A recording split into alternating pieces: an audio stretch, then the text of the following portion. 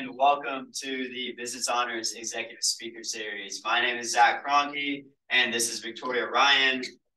For those that don't know, we started this series to foster personal and professional growth amongst students by bringing in high-level business executives who believe ethics are of the utmost importance in the professional world. To give you a little bit of history, as freshmen, Victoria and I sat down 3 years ago at the Chipotle on University Drive and came up with this idea and decided to partner in this endeavor, and eventually got approval from the Dean of the Business School to tackle this speaker series together. We have loved to see the impact the series has left on business honors students at Mays and Mays in general, and want to continue this after our graduation this upcoming May. So we have opened coordinator applications as well as to continue this after we graduate. And I encourage all of you to apply if you have any interest in taking over of hosting this speaker series and hosting speakers like Mr. Mack over here. If you're interested, please check the weekly update. It's all in your email, and then applications are due Friday at midnight. With that, let me hand it off to Victoria to introduce our speaker for tonight. All right. Well, our guest today, Mattress Mack, really needs no introduction, but go ahead and tell you a little bit about him. Born in Mississippi, Mack attended high school in Dallas and was a student at both the University of Texas and the University of North Texas, where he played football for both schools. After college, he worked at a convenience store before his boss did him a huge favor in firing him.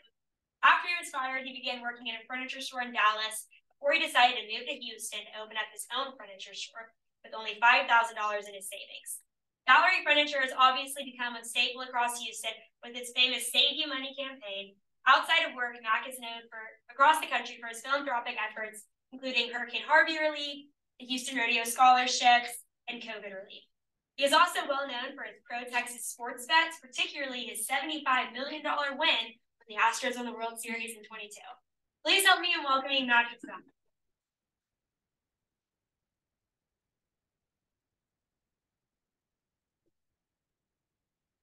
Thank you, Victoria. I'm delighted to be here today at the Mays Business School. I have done many speeches here. It's a great place.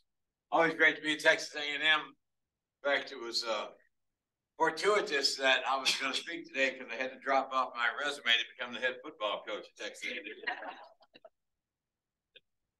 I was asked to talk about my business career, so here goes. Let me tell you about my less than illustrious business career. I think I was doing real well about 44 short years ago. I was 28 years old. I was living at home with my folks in Dallas, Texas, where I grew up at. And I had kind of a menial job. I was sacking groceries, making about $3 an hour. And there's nothing wrong with sacking groceries, nothing wrong with making minimum wage. But I kind of felt like my college education, my background, and maybe I should be doing something a little better than that. Anyway, I had a bad attitude. The name of that convenience store I was working at was located in a rough neighborhood there in Northeast Dallas. The name of that convenience store, it was called a Stop and Rob. And one day the boss walked in, looked over at me, said, "Son," he said, "Son, you got a bad attitude." And I said, "Yes, sir, I know it, sir, but I'm trying to change." He said, "Son, let me help you change." And the thoughts raced through my mind, how is the man going to help me change? A raise, a promotion, what's it going to do for me? I said, "Sir," I said, "that's great." I said, "How are you going to help me change?" And he said, "Boy, you're fired." I said, "Oh, no," and I went home that night to my folks' house. I went into depression for several weeks. You see, I felt sorry for myself. I felt like I was a victim of circumstances. I felt like, just like millions of Americans do nowadays, that I was entitled to a nice home, nice car, nice job without having to work for it. You see, I felt like the world owed me a favor. So I went into a depression for about 6 or 8 weeks. I woke up kind of early one Sunday morning, and I stumbled into my folks' house where the television was. I turned the television on, and there was a religious evangelist on that Sunday morning. I really wasn't looking for any religion out of the television, but the preacher was preaching a message. And he said, "You know, there's a lot of you out there in television land today that are throwing your lives away." He said, "You're wallowing in the throes of self-pity." He said, "You feel sorry for yourself. You feel like the world owes you a favor." And at that time, I knew he was talking about me. He said, "Let me tell you something. The world doesn't owe you a favor. You owe the world a favor." He said, "Get up, go to work, and make something out of your life." He said, get up, go to work, and make something out of your life. So I decided to do just that, and I went out the next day, and I got a job at a small furniture store there in Dallas. And the only problem, that furniture store was located about 60 miles from my parents' house, and I had no car. Well, I learned that business and life, you don't pay the price, you enjoy the price, and you do what you have to do to get it done. So I got up at 6 o'clock every morning, rode the bus 2 hours out there to that furniture store, and then 2 hours back every day. And I began to read some self-help motivational books like Think You Grow Rich by Napoleon Hill and The Magic of Believing by Claude Bristol. And I began to change my stinking thinking from a victim, V-I-C-T-I-M. So I changed the last 2 letters to V-I-C-T-O-R. I changed my attitude. And I found something I was good at. I was good at retailing. And after about 18 months of being there at that furniture store, I began to dream of maybe having my own location, being an entrepreneur. However, I didn't want to open a furniture store up there in Dallas, compete with my boss because he taught me the business, and I was loyal to him. He was a really good guy. So I asked him in late 1980 where it'd be a good place to start a furniture store somewhere in Texas other than Dallas. He said, why don't you try Houston? I understand Houston's a boom town. At that time, my beloved brother George was in Houston in the real estate business. I called him up one night. I told him we were going to try and move to Houston, get in the furniture business, see if he could find me a location. He called me back about 4 or 5 weeks later, said he got me a location. So I went out to dinner that night. My little girlfriend, her name was Linda. She was with all my ups and downs. She got in the car that night. I was all excited. I said, Linda, I got great news for you tonight. She said, what's that, Mac? I said, we're going to move to Houston. We're going to get in the furniture business. And she said, there ain't no way. I said, Linda, you don't understand. So we're going to move to Houston, get in the furniture business. We just might do well. We might make some money. And so I asked her for about 40 times to move down there with me and get in the furniture business. And finally, she got very frustrated. She slapped her hand there on the dashboard, said, tell you what, Mac. She said, I'll move to Houston. I'll get in the furniture business with you. But you're going to have to marry me first. I got to think of myself, this woman has put me on a difficult decision. Then I came up with what I consider to be an entrepreneurial brainstorm. I thought to myself, where else can I get an employee this cheap? I said, you got a deal. Now we moved to Houston in April 1981. I've told this story a million times. She was with me about 4 months ago. I was telling the story, and I always told the story. We started with $5,000 in a dream. And she corrected me. We started with the grand sum total of $3,600. And you know, all of her friends, all of her neighbors, all of her relatives, they said we'd never make it. They said we were terribly undercapitalized. They were exactly right. They said I'd never run a furniture store before. Exactly right. They said we had no contacts in Houston. Exactly right. And they said that there was too much competition. We were right on all those counts. I'm a pretty big gambler. The odds of us making were 1,000,000 to 1. But you know what? I had this, me and that little girl had the same great big unfair advantage everyone of you students at Texas A&M had. And that unfair advantage is called desire. You can do anything you want to do if you want to do it bad enough. It's up to you. Does the American dream still exist in 2023 as much as it did in 1981? More so. Could I do all this over again in a New York minute? All it takes is that magic excellent 4-letter word called W-O-R-K. And so here we are 42 years later, have 3 locations. My wife owns Club Westside, which is a very tremendously popular tennis and fitness club she started, and we've been successful. I was asked to talk about key decisions that have had an impact on my life. Key decision in my life was listening to the words of that preacher, get up, go to work, and make something out of your life. And my father used to tell me something just like that. So both of them kind of echoed together, and they still rattle around in my mind 24 hours a day. Choices that shaped my life for the better. Number 1, marrying my wife, Linda. A tremendous asset to me, and hope that I am to her. You see, my wife and I, we're not buyers, we're sellers. And we're selling a better future for ourselves and our children and our team members, our employees. Moving to Houston was a great option. Houston was a boom town in 81, 82 when we moved there. It was a city of endless promise and hope. Houston's changed a lot. Lots of crime down there now that we're trying to fight. Every other radio ad is a radio ad about moving to McIngvale County because of rampant crime here. It's something we're going to deal with. Becoming an entrepreneur. An ethical dilemma. You know, I could have made a lot more money in the furniture business if I'd have done what everybody else did in the around 2005, 2006. And that is switch all American-made products to offshore. Much higher margins. Everything's great.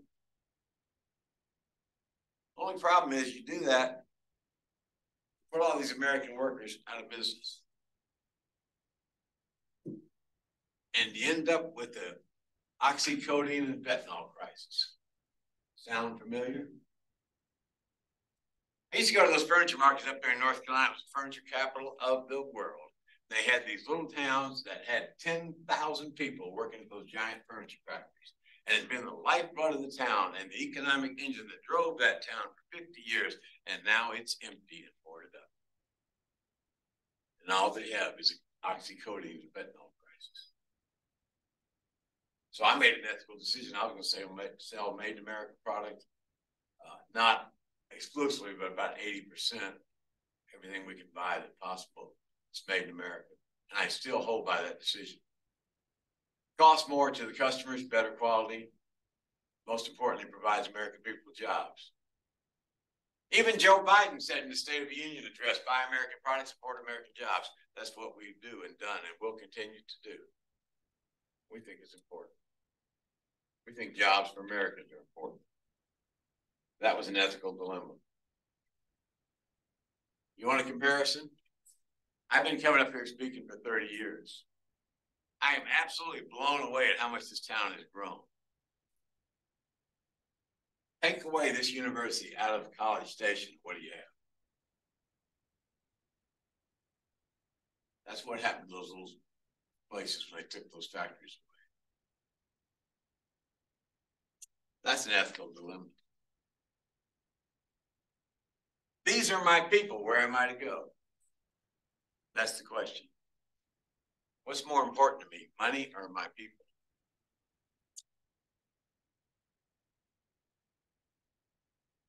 Looking in the future, what's exciting to me? What's exciting to me is monetizing the power of my brand. My brand is real successful. I am known all over the world. And when I go to the Astros games, when I walk through the concourse, it takes me 3.5 hours to sit down because I take 5,000 pictures. Now those people take pictures with me and they say, we love your philanthropic work. We love what you do for the city. You learn it. We love how you stand up for the victims, not the criminals. But the problem is I haven't learned how to monetize that just yet. Buy the furniture somewhere else because it's down the street. It's convenient. So it's exciting to me to learn how to monetize the power of the Gallery Furniture brand. I had these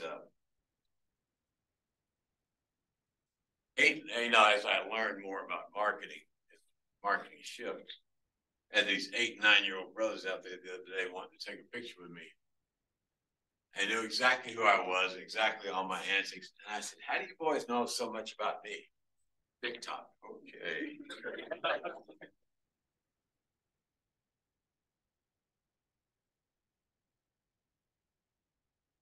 What do I look forward to? Future. Being the voice of free enterprise. Being the voice of advocating that magic 4-letter X-letter called work, W-O-R-K, a word that has been demonized in this country. I'm an advocate for free enterprise and an advocate for work. And good old-fashioned American capitalism. That's what I look forward to doing, is being an advocate. I'm also an advocate for the American dream. People say you can't get ahead. Get ahead a whole lot more now than you could in the past. All you got to do is have a good idea and run with it. Advice learned in business that I wish I had learned earlier. Number one, the most important skill you can learn, more important than financial skills, accounting, tech skills, or whatever, the most important skill you can learn for your life's success is people skills. People skills. People skills is the most important skill that you'll ever learn. I have in my store, which had a 100,000 square foot store, we cut it to 70,000. We opened a trade school for the people that live within a 5-mile radius of us, where the average income is $25,000, and 6th generation of poverty, welfare checks. We wanted to break this cycle of poverty. I saw Mike Rowe talk about dirty jobs and how these plumbers make $150,000 to $200,000 a year. So we teach plumbing, drafting, electrical, construction skills, auto mechanics, in there. We also have a high school for kids 16 to 26 that are finished high school. That's free as well. And we have a preschool for those people that their children aged 6 months to 5 years old can go there. You know, the most important skill all those people are lacking? People skills. They don't know how to say please or thank you. And they walk in the school with their britches down around their legs. It doesn't work, and nobody ever taught them any different. Greatest people skill person I ever met, George Herbert Walker Bush, buried not 3 miles from here. What an incredible guy. I got to know him through tennis. My wife and I, very close to them over the last several years. You know, he didn't grow up in the digital age like you did. He came up in the letter writing age. And every year, every day of his adult life, he and Mrs. Bush both, when they got up, they spend the first hour and a half of the day writing thank you notes to people who had done them a favor the day before. Estimated he wrote 40 or 50,000 thank you notes to people during his career. He wrote me probably about 10 or 12. And when I went to those fundraisers with him, he treated the janitor or the guy serving drinks as $1 better than the $1 billion donor. People skills off the chart. You know, you need to learn that your network determines your net worth. Your network determines your net worth. Nobody has a better network than Texas A&M. It's a great opportunity for you. Your network determines your net worth. The more people you know, the more friends you have, the more you can do. We were talking earlier about community. Did you know that in 1900, the average size of a U.S. household was 10.5 people? That was community. The average size of a U.S. household today, less than 2. One's the loneliest number. You have a network at Texas A&M. I love the Mormon Church. I'm a Catholic, but I like what the Mormons do. If one of their church-going members loses his job or her job, they employ you at the church at the same amount of money you were making until you can make contact with the other church members trying to do a job. They stick together. Your network determines your net worth. Last but not least, find a job you love to do and you'll never have to work a day in your life. Find a job you love to do, you'll never have to work a day in your life. And you need to learn how to fail forward fast. It doesn't matter if you try 10 jobs. If you don't like them, move on. Just because your dad or mom said you need to be an accountant, you need to be a lawyer, you need to be this, you need to be that. Maybe that's not what you want to do. Do what makes you want to get out of bed in the morning. You can't wait to go to work. Find a job you love to do and never have to work a day in your life. I have a child named Elizabeth. I spoke at John Cooper School the other day, out in the Woodlands, big fancy private school. Great place. She was in the 7th grade there. She had severe obsessive compulsive disorder. So they gave her a test to take, and she couldn't do multiple choice because her demons in her head, her mental illness, would not let her take the multiple choice tests. So they kicked her out of the school. Okay. And so her mother and I took her to 20 or 30 psychiatrists up in North Houston where we live, and they all said the same thing. Never seen such a severe case of obsessive compulsive disorder, Howard Hughes disease. There's no hope for this child. Put her in a mental institution for the rest of her life. Well, you see, like I said, her mother and I were not buyers. We weren't buying all that. We're sellers. We're going to fight. We're going to fight. And so 2 years her mother lived upstairs with her because she was suicidal. It was blood curdling to hear her scream every night, God, what did I do to deserve this? I wish I was dead. And quite often she'd get a butcher knife and give it to her beloved sister and beg her to kill her. It was hell on earth. It took her 8 hours to take a shower, 8 hours. So she went to Westville High School, public high school, and finally dropped out of there. And so one day we took her to McIngvale Clinic up in Kansas, which had a teenage OCD unit. And we took her up there that cold, snowy February day and left her in that mental health institute, hoping that it would save her life. As we left that day, her little face was pushed up against the plate glass window, screaming at her mother, Mom, please don't leave me here, because now her nightmare of being institutionalized for the rest of her life in her mind was coming true. And she convinced me to take her back home, but her mother was too strong and said, no, she got to stay here. It might save her life. She sat down and cried. And this little girl, who's still one of her best friends, came and put her arm around her and said, it's okay to cry. I cried when I got here too. Now I'm gonna get out in 4 weeks. This place saved my life. Well, Liz got out of McIngvale 8 weeks later and came back to Westville High School and re-enrolled at Westville High School and did good enough to pass the sophomore, junior year, whatever it was. Then she had another relapse, had to go back into McIngvale because you see, mental illness is a cruel disease. No one knows who it may strike or why. Mental illness never goes away. It lasts forever. My child will always be walking on the edge of a cliff. I cannot keep it. So she went back into McIngvale, which at that time had moved to Houston because of some great philanthropists in Houston. Got back out of McIngvale, and then the proudest day of our life was seeing this child graduate from high school. And she'd learned how to fight. Then she went to college 3 or 4 times and dropped out because mental illness overcame her. Then she finally went to Loyola of Chicago and ended up graduating and now has a PhD in social work and is probably the premier OCD expert in the world. Her mentor, Dr. Jenneke at Harvard Medical School, has died. And so this kid learned that by helping other patients, she could help herself. Her work saved her life. She learned that work is life's greatest therapy. There are millions and millions of Americans who sit home every day in the misery of sitting there waiting on their welfare check because we have deprived them of the joy of work. You know, there's certain zip codes in Houston the post office won't go into because they're afraid of the backlash if they don't have somebody's welfare check. People about the joy of work. Work saved Liz's life. But you know what else saved her life? She learned how to fight. Another thing they ought to teach you, Texas A&M, ought to teach you how to fight. Because life is not going to be rosy. Every day is not going to be 72 degrees of sunshine. They're going to knock you down, you got to get back up. They're going to knock you down again, you got to get back up. Nobody said this life is going to be fun, easier, bigger.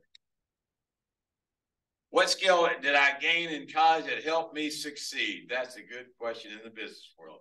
You know, I played football at the University of Texas. AandM and Texas aren't big rivals anymore like they used to be, but they'll reignite next year. I played football at the University of Texas in 1969 and 1970 when Texas won 30 straight games, 2 consecutive national championships. Now, I was a great football player at the University of Texas. I only had 2 small problems. Number 1, I was too small. Number 2, I was too slow. And the position I played was called the bench. Anyway, I was on the team. It was a great team that has great players. Best professor I ever had in college was the athletic trainer at the University of Texas. He was a little bitty guy, about 4'10", half Hispanic, half American Indian. Could you imagine the prejudice he faced back in the 1960s, being half Indian, half Hispanic, 4'10"? He was head athletic trainer at University of Texas. And he was hard. He was hard on everybody. But he wanted those players to give their best.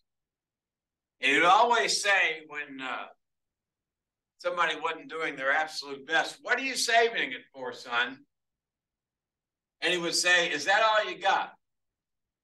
And he taught everybody there to ask, take, and give no quarter. In other words, don't back up. Don't jump out of that water when it gets hot, as so many Americans do.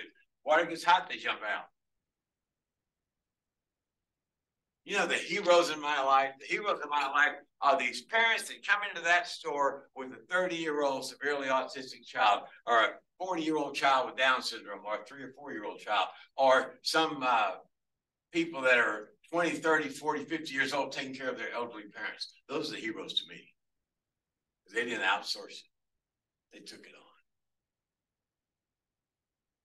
What are you saving it for, son? That was my best teacher. He said, ask, take, and give no quarter. In other words, don't back up.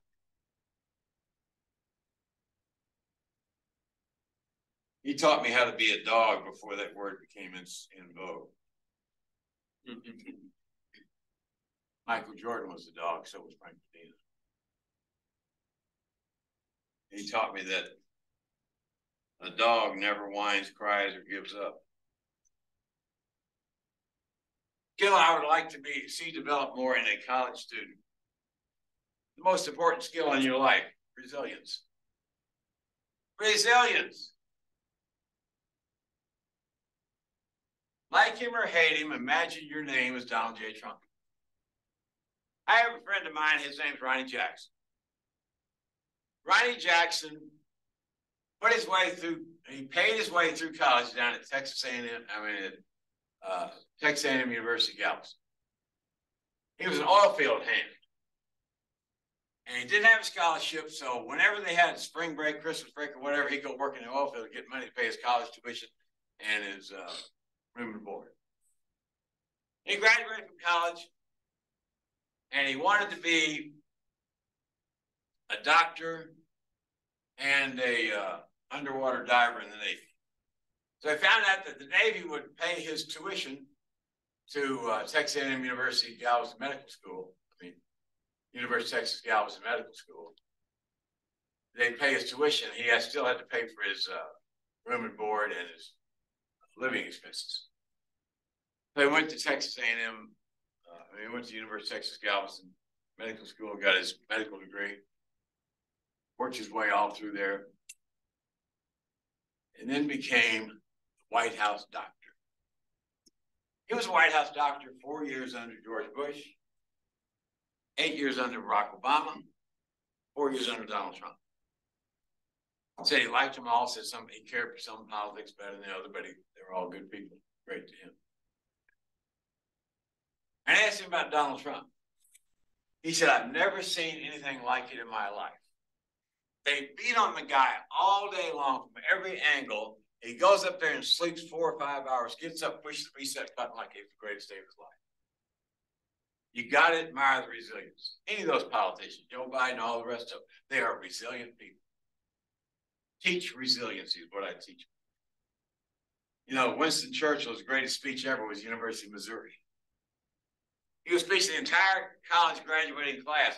It was a day in June, and it was about 97 degrees. It was sweltering heat, and the guy that introduced him took about a half an hour on the introduction, and Winston Churchill was smart enough to know that the crowd was not interested in listening to him. So he got up there and gave the best speech of his career. This was the entire speech. Never, never, never give up.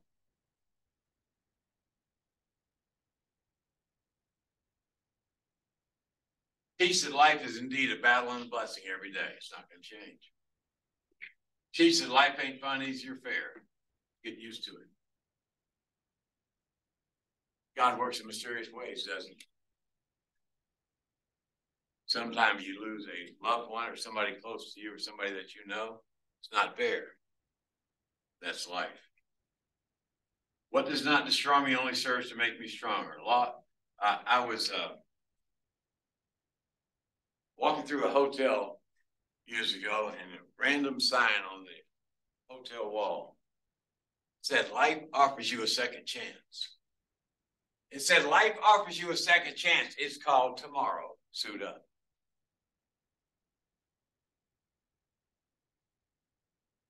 Next thing I do, I teach college students how great this country is, how lucky we are to be here.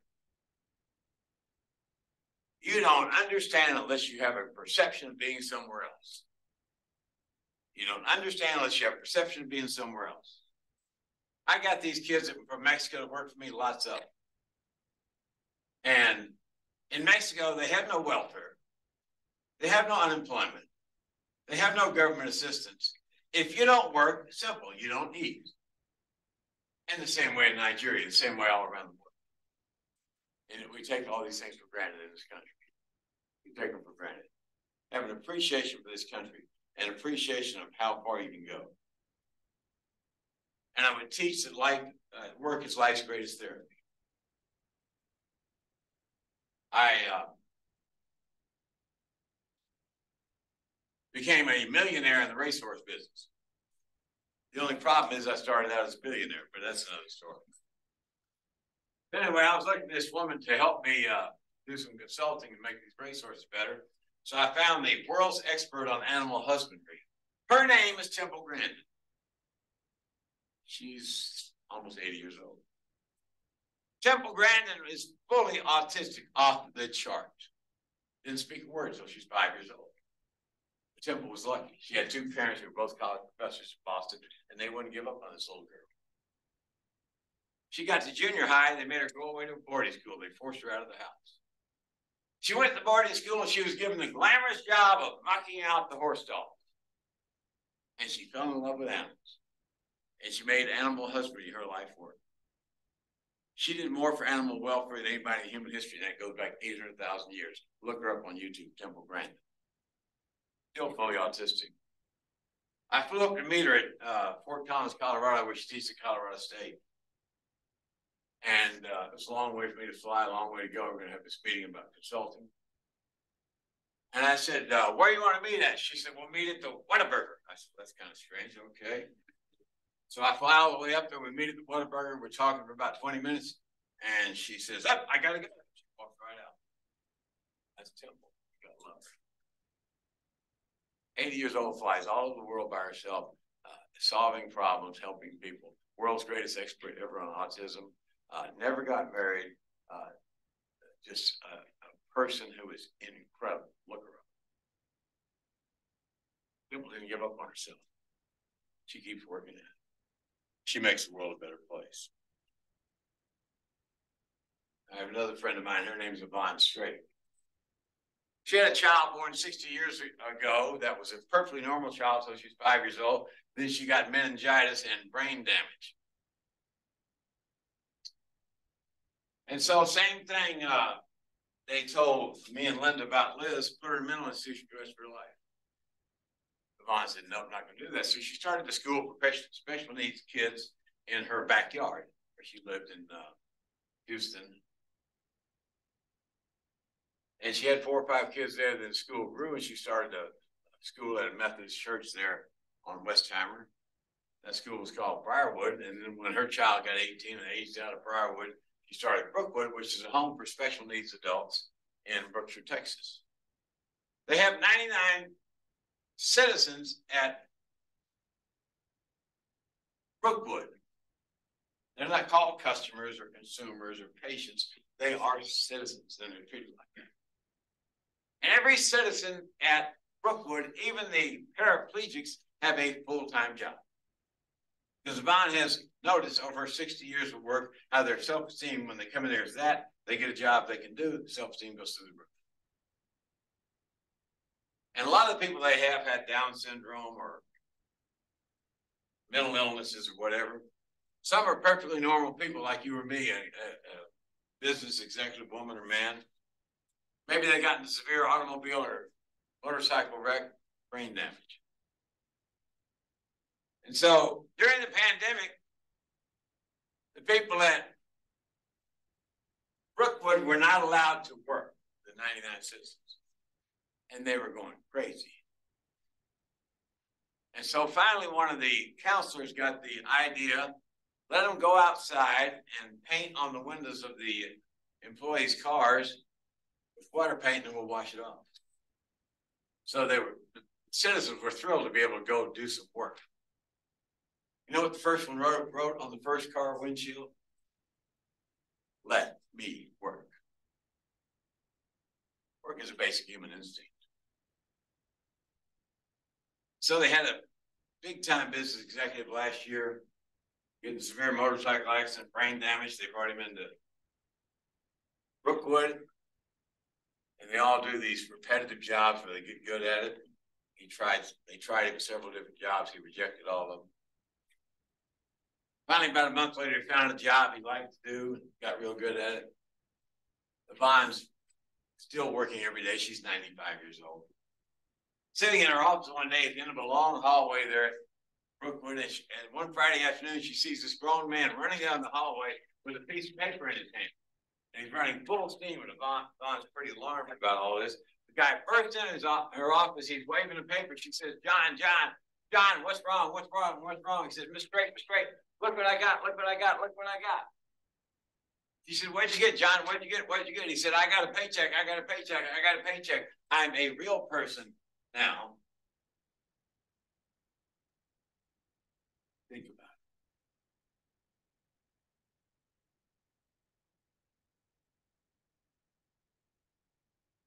it. How to balance success in business and ethics and morals.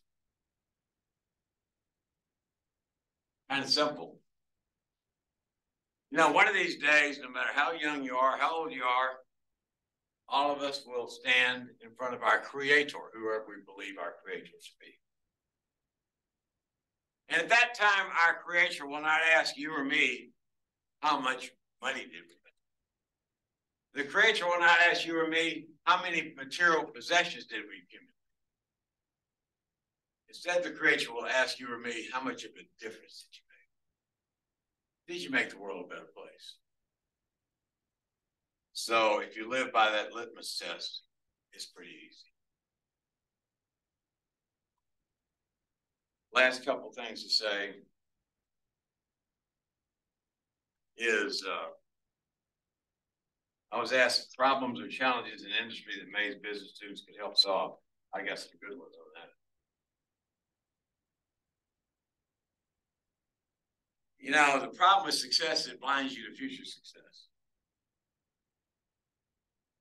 You probably heard the worst saying in business a million times, and I have too. It's called, that's the way we've always done it. But when you're successful, like I've been for 42 years doing it one way, it's really difficult to change to another way. It's kind of like Major League Baseball. Teams like the Tampa Bay Rays have almost zero payroll compared to those other teams. Yet they're in the playoffs every year. They go 100% by analytics. 100% by analytics. Tells you what the probabilities are of this and that. And that's the way they do it. And yet you get old-time baseball people like my friend Reggie Jackson, who hit 500 runs. He'll tell you in a minute, they never played the game before. Do it the old school way. It's hard to change. It's hard for me to change as a product of analog advertising. 40 years. Radio, television. Used to be newspaper, etc. Hard for me to go all digital. Hard for me to comprehend that people don't watch television anymore. They stream on this. That's the truth. So I'm trying to totally change my advertising mix from all analog to all digital. It's a very scary thought. But you got to remain relative. You don't remember it, but for 140 years, Sears was the premier retailer in the world. They owned everything. And the litmus question is, would the customers miss us if we were to go out of business tomorrow? Nobody misses Sears Row. More recent note, who misses Bed Bath & Beyond? It's a scary thought. You got to change. You got to make some big time changes. other challenge that I have is I'm a huge sponsor of the University of Houston basketball team, NIL. And I'm trying to figure out how the hell I can get my money's worth out of that deal. You know, how do you get people to say, I like the fact that you're paying all these players and therefore I'm gonna come out and buy furniture from you? It's a tough marketing thing to do. I'm working on that. If you got any ideas on that, I'd love to hear.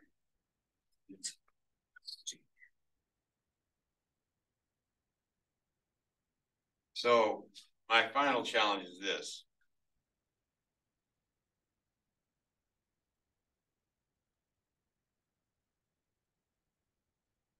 My challenge to all you students.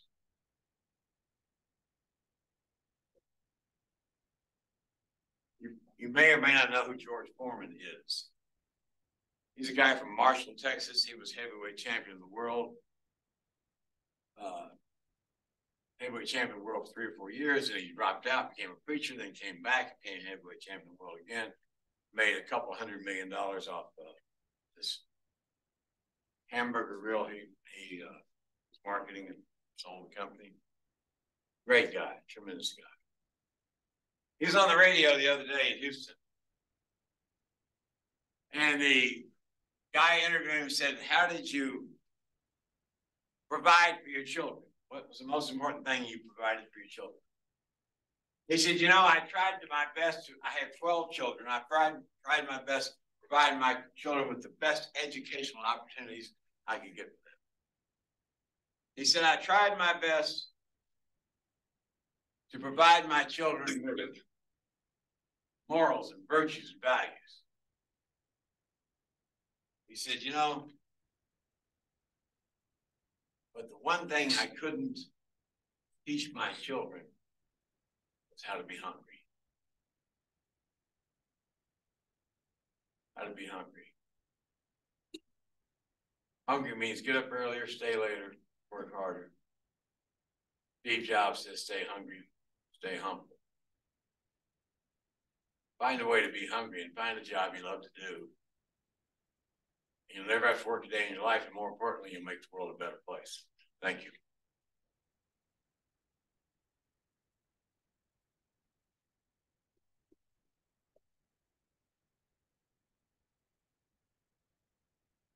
Any questions? Yes, sir.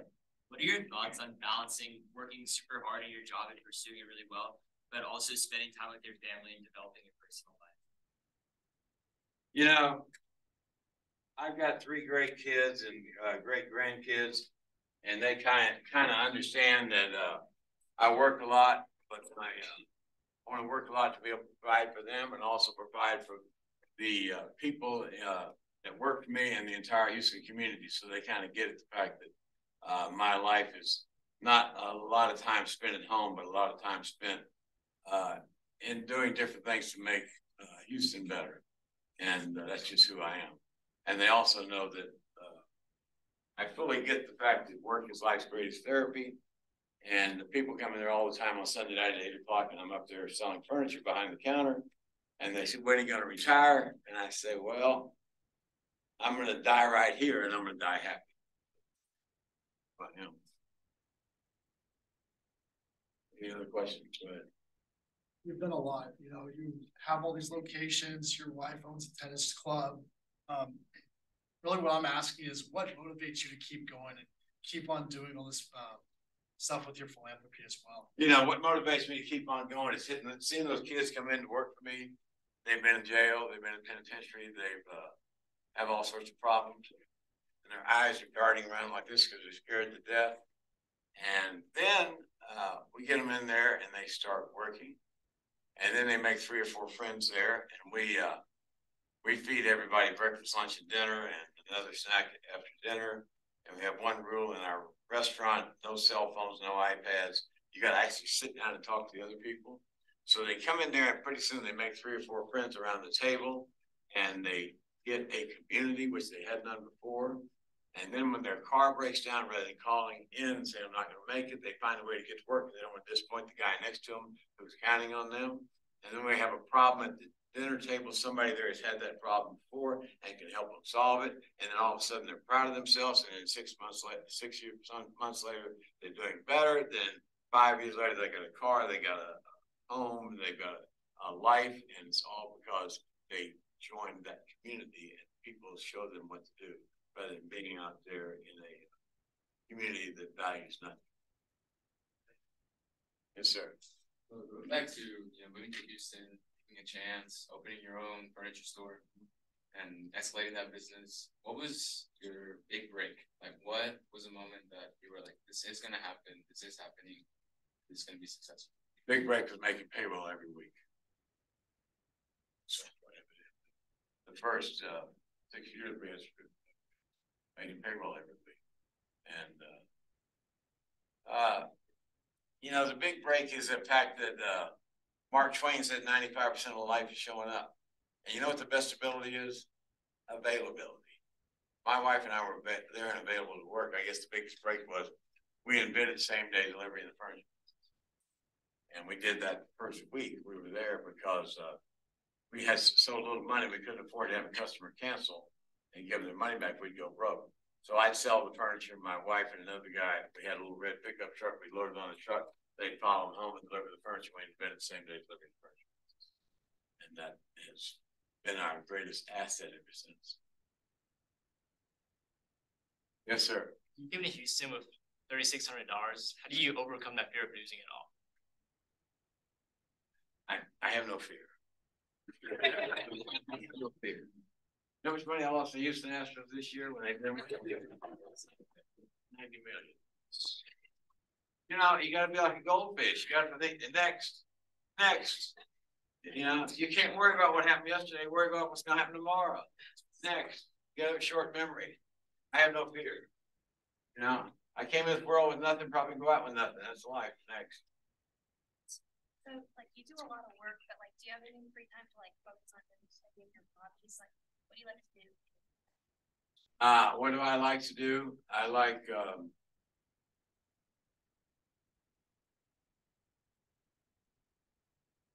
to sleep. I get a good mattress.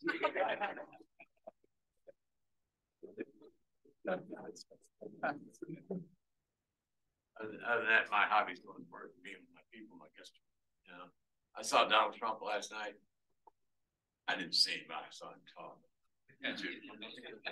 He said in 2016, he said, "I'm your voice." And yesterday he said, "I am your redemption." He's fighting for all those people that are out of work, that are hopeless. He's fighting for those people in Ohio that don't have a job. He's fighting for those people in Michigan that the car industry is going all electric for them all out of work. He's fighting for the American people. He's not fighting for some oligarch. Just like the robber barons in the 19th century, same thing. Same thing. I know that you offer free furniture if the Astros win the World Series. Uh-huh. I was wondering if you bet on them to kind of hedge that, or what's the strategy? Yeah, I bet on. So I like this year, I bet $10 million on the Astros. That would have won about $90 million, and all that would have gone back to the customers. But I would have got the $10 million back in investment, and I would have sold another $40 million worth of furniture last week before the World Series. But that didn't happen. But you win some, you lose some. Sometimes you get rained out. Next, I look at it. Yes.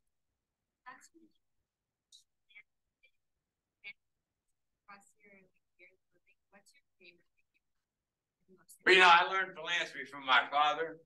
My father, I'll never forget, we were playing Little League Baseball, and one of the parents came up to him, and he sponsored the whole league. And he said, "The only reason you sponsor this league is because you two boys play." He said, "No, I sponsor it for everybody." And my father started Bishop Lynch High School, which is a Catholic high school in Dallas, in 1963. And there was a guy that graduated, the first graduating class 2 years before me. And he was a good football player. My father got him a scholarship to Dartmouth College, which is a great Ivy League university. And so this guy went up there named Jim, and he played freshman football the first 3 or 4 months before his Christmas break. Came back to Dallas for Christmas break. he didn't have any money to go back to Dartmouth College. He was going to have to drop out and lose this Ivy League opportunity. My father was afraid to fly, but my father put him in the car and drove him all the way back to Dartmouth College.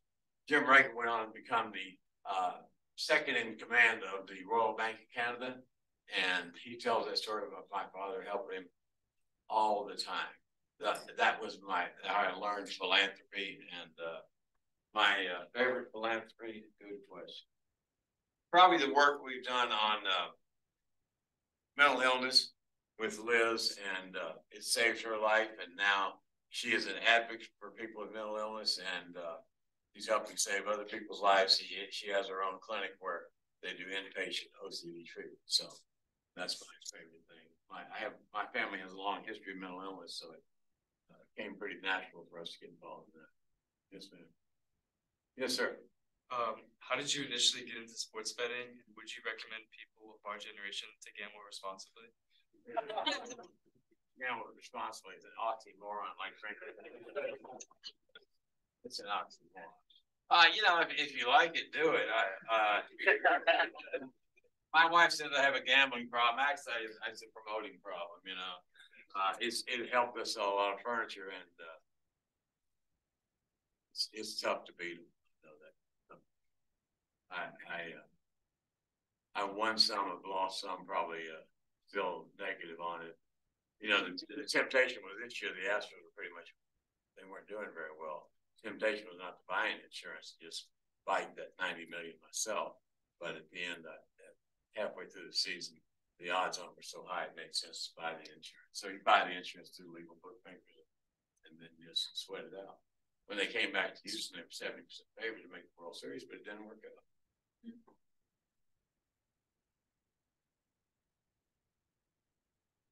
It's incredibly apparent how much you value people.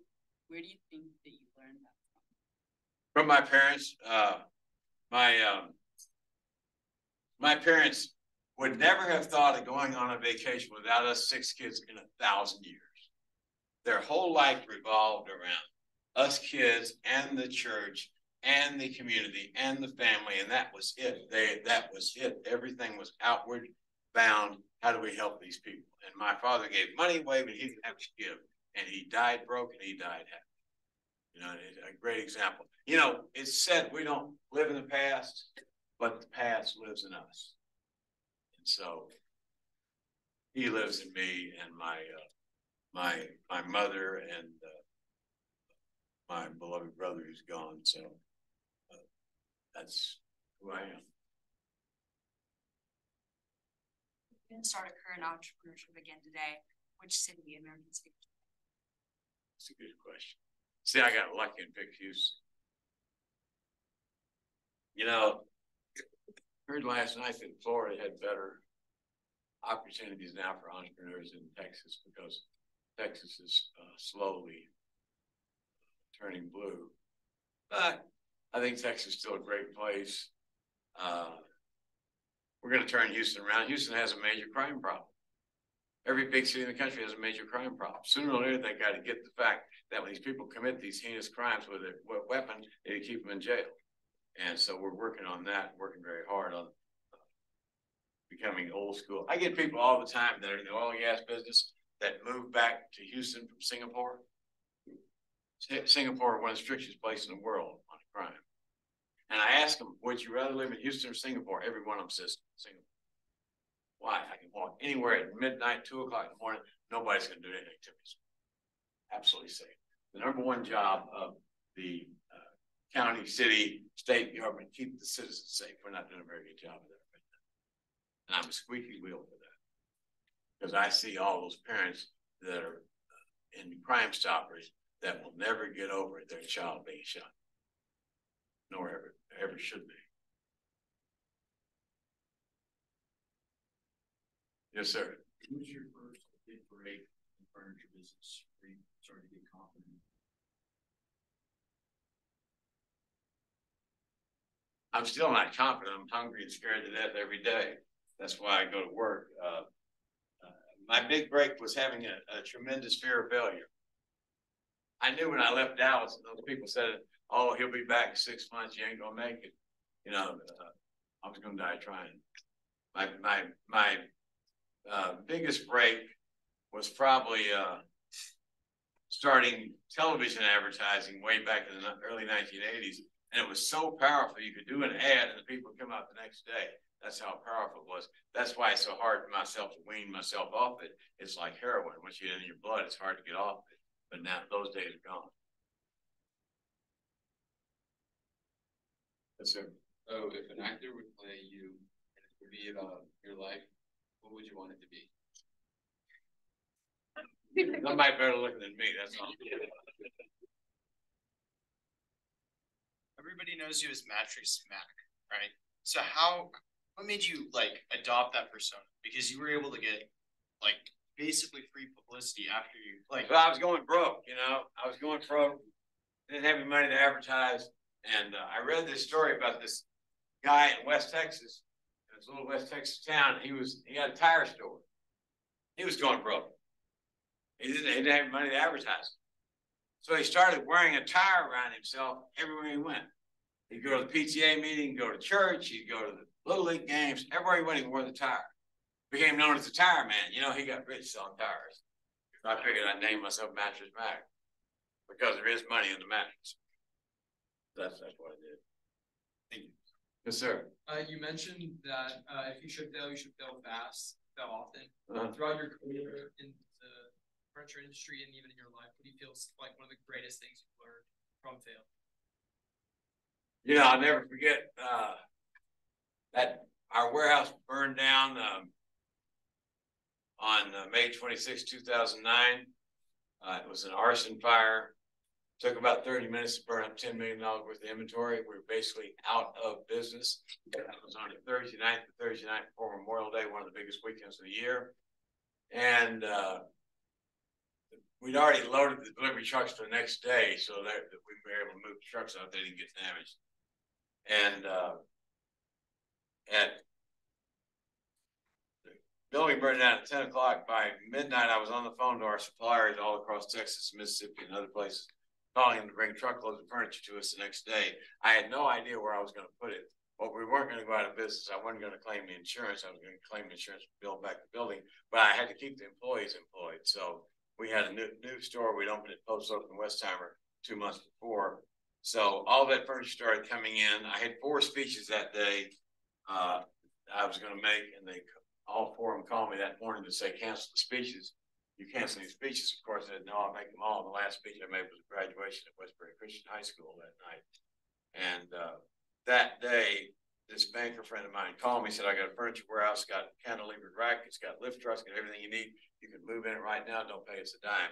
We moved in that place. We sold furniture that day, and we delivered $250,000 worth of furniture that day after the building burned down the night before.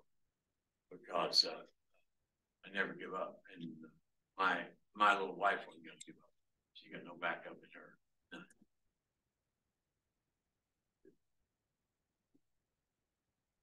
Thanks very much, Giggle.